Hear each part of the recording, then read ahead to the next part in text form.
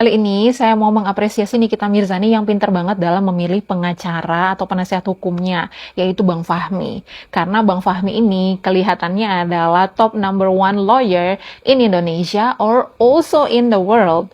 Jadi kita bisa lihat ya, Bang Fahmi ini pintar banget. Saking pinternya dia itu bisa tahu kalau orang itu keliru dalam mencerna pasal KUHP.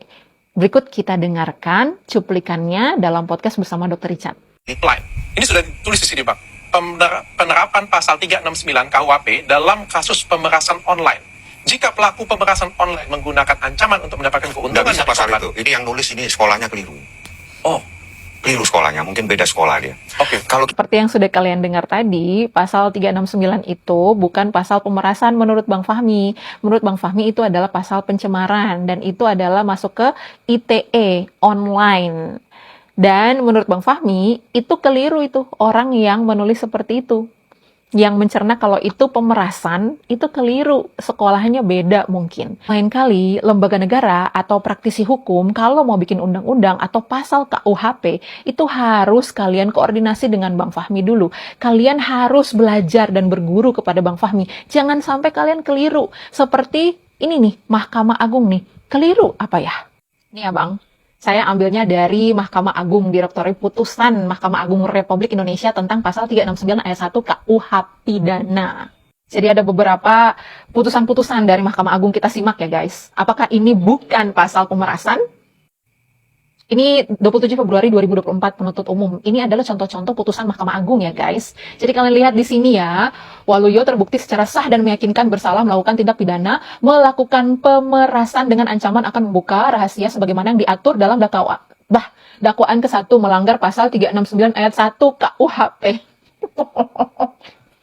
Apa ini keliru juga Bang Fahmi? Saya bertanya. Jadi kalian lihat tanggal 17 September 2013 namanya itu, kemudian apa ini? Ya, terbukti secara sah dan meyakinkan bersalah melakukan tindak pidana pemerasan sebagaimana diatur dan diancam pidana dalam pasal 369 ayat 1 KUHP.